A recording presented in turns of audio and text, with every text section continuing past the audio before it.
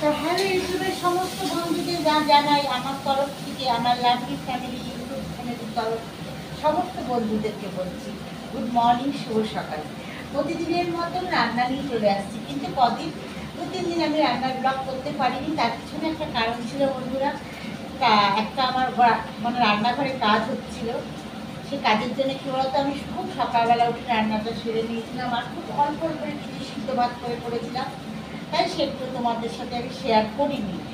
তাই আজকে আমার বাইরে প্রচণ্ড মেঘ করেছে, বৃষ্টি আসছে অন্ধকার করে, তাই আজকে মিস্ত্রিরা কাজে আসেনি, তার জন্য আজকে আমি নিয়ে চলে আসলাম অল্প কিছু রান্না করব তোমাদের সাথে, সেটা শেয়ার করবো বন্ধুরা।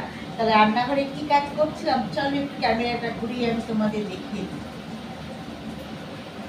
তা দেখো বন্ধুরা, আমার হচ্ছে এই যে শোকেসটা দেখছো, এই রান্নাঘরে যে শোকেসটা আছে, দেখো বন্ধুরা, এই শোকেসটা তোমাদের ক্যামেরাতে আমি দেখাতে পাচ্ছি। দেখো শোকেসটা আমার যে কালারে, সেই কালারেই আমি রান্নাঘরের জানলাটা কালার করছি। দেখো গ্রিলটা এবং জানলাটা, তা ক্যামেরাটা আমি তোমাদের ঘুরিয়েই দেখাচ্ছি। তা জানলাটা ওই শোকেসের কালারের সাথেই কালার করলাম। তবে কেমন হচ্ছে কালারটা, কেমন লাগছে বন্ধুরা, এখনও কালারে আরেকটা কোট মারবে, একটা কোট মারা হয়েছে, এখন একটা বাকি আছে, আরেক কোট মারবে, আরেকটু ডিপ আসবে কালারটা। একদম অরিজিনাল শোকেসের যেমন কালার সেই কালারই হবে বন্ধুরা। তবে কেমন হয়েছে বন্ধুরা অবশ্যই তোমরা কমেন্ট করে জানাবে।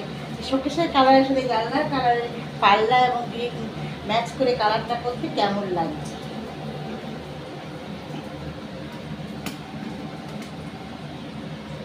তাই এর জন্যেই বন্ধুরা আমি হচ্ছে তোমাদের কি বলতো 2-3 দিন রান্নার ব্লগ দিতে পারিনি, দেখাতে পারিনি। এদিকে রান্নাঘরে মিস্ত্রিরা কাজ করছিল, খুব অসুবিধার মধ্যে রান্না টান্না করেছি, তাই তোদিন দেখাতে পারিনি। তা আজকে সকালে চলে এসেছি অল্প কিছু রান্না নিয়ে। তারা সকালবেলা প্রতিদিনের মতন ভাত আমি 1 সসপ্যান করেই নিয়েছি, ভাতটা হয়ে গেছে। আর এখানে কি বলতো, কুমড়ো, আমরা ঝিরিঝিরি করে কুমড়ো কেটেছি, আলু কেটেছি, আর উচ্ছে সঙ্গে একটু পেঁয়াজ দিয়েছি, এটা হচ্ছে ভাজা করছি। আর এখানে কি বলতো, কাতলা মাছ তোমাকে ধুয়ে একদম পরিষ্কার করে নিয়েছি, নুন হলুদ মাখাবো, আলু পটল দিয়ে পাতলা করে ঝোল করবো কাতলা মাছে। তাহলে চলো বন্ধুরা দেখতে থাকো।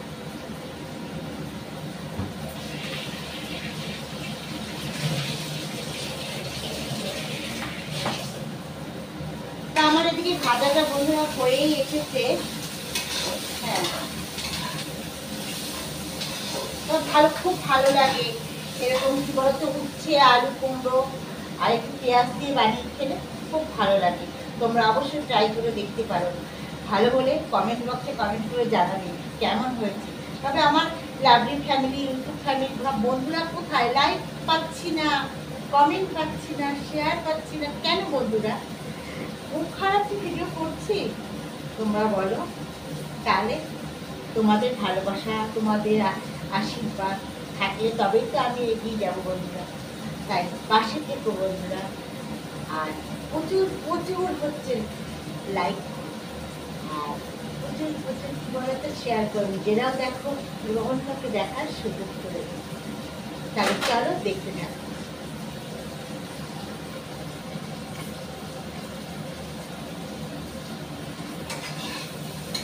তা ভাজাটা আমার হয়ে এসেছে, এবার বলতে এটাকে আমি নামিয়ে দেবো।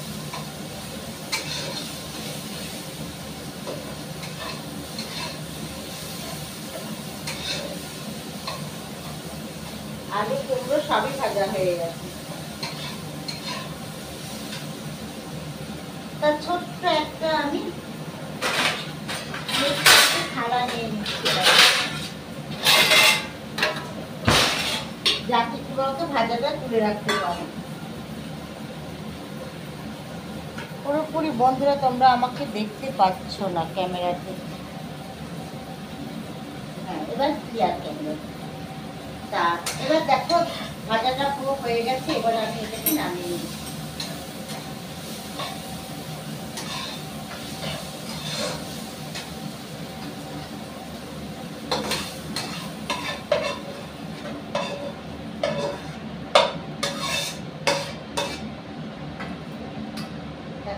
কড়াইটা ধুয়ে আবার বসিয়ে দিচ্ছি।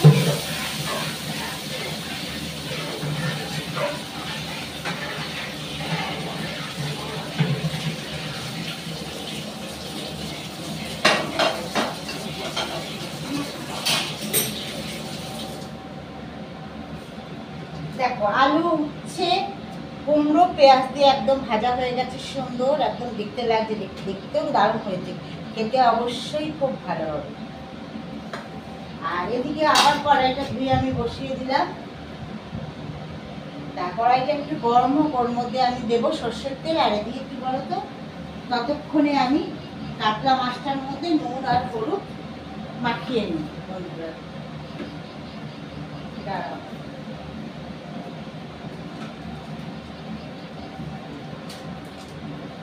মাছের মধ্যে আমি দিয়ে দিচ্ছি হলুদ,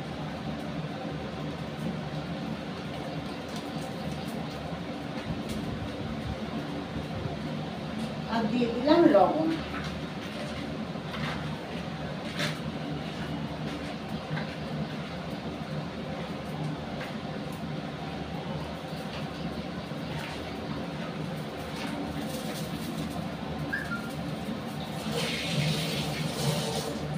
তা কড়াইটা আমার গরম হয়ে গেছে, ওর মধ্যে সর্ষের তেলটা দিয়ে দিচ্ছি। তারপর সর্ষের তেলটা দিয়ে দিচ্ছি।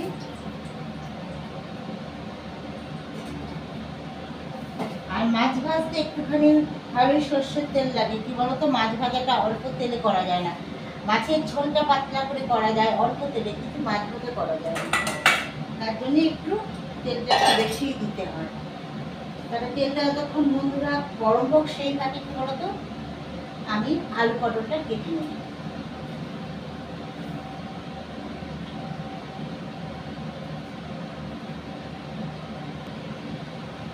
তা বন্ধুরা দেখো তেলটা খুব ভালো মতন গরম হয়ে গেছে, একদম ধোঁয়া বেরোচ্ছে। তা মাছগুলো এবার আমি ভাজা করতে দিয়ে দিচ্ছি। আর আমার বড় মশাই কি বলতো, এই লেজাটা কিন্তু ভাজা থাকবে, একদম কড়কড়া করে ভাজা করে দিতে হবে লেজাটা। এটা মাছের ঝোলে দেবো না লেজাটা।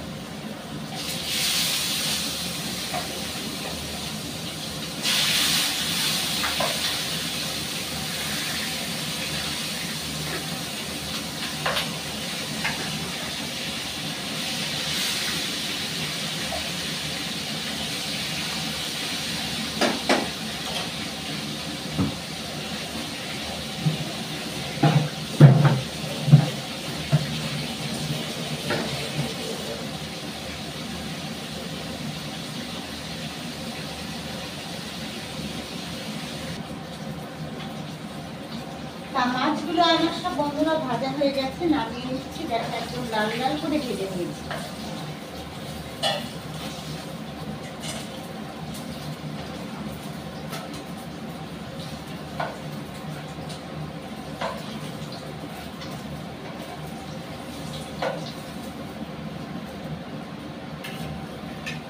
দেখো সব মাছগুলো বেশ লাল লাল করে ভাজা হয়ে গেছে।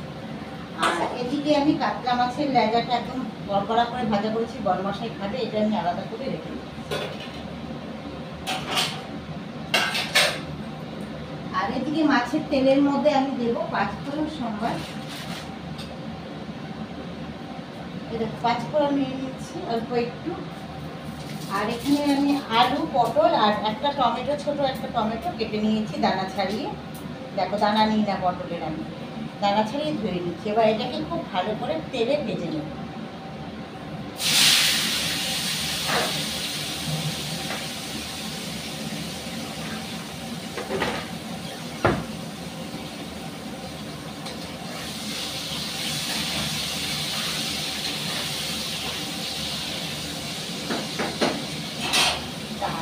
প্রতিদিনই বন্ধুরা প্রতিদিনই তোমাদের সাথে কিছু আড্ডা, কিছু গল্প, কিছু রান্না নিয়ে চলে আসি।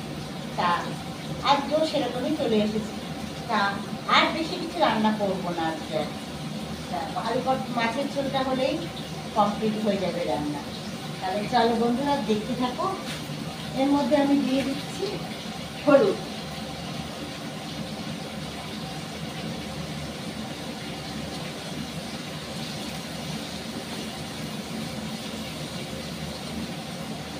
দিয়ে দিলাম লবণ।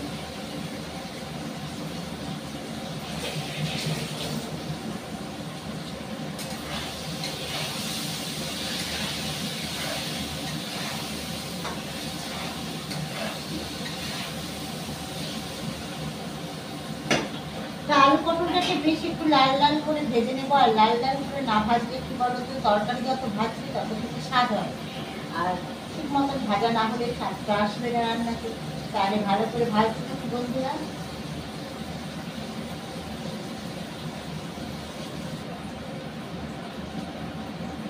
আলু পটলটা আমার খুব ভালো করে ভাজা হয়ে গেছে। এবার এর মধ্যে আমি দেবো জিরের গুঁড়ো। দেখো জিরের গুঁড়ো দিয়ে দিচ্ছি।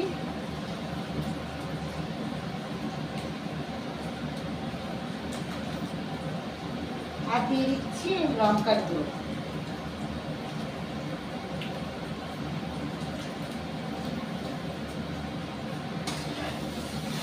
দিয়ে আমি অল্প একটু জল দেবো,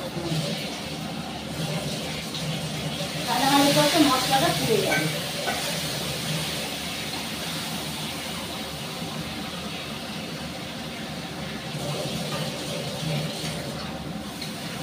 এবার খুব ভালো করে মশলাটাকে কষিয়ে নেব।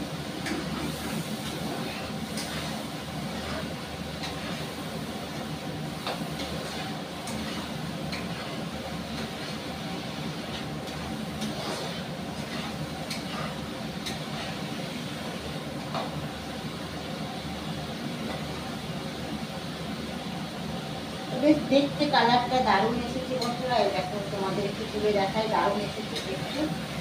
কিন্তু তেমন কিছুই মশলা দিইনি, সামান্য একটু জিরের গুঁড়ো আর লঙ্কার গুঁড়ো।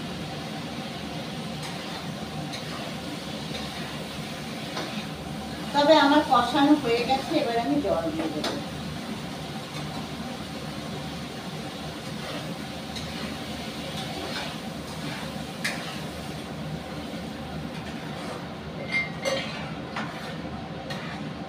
আর ভেজে রাখা সব মাছগুলো দিয়ে দিচ্ছি।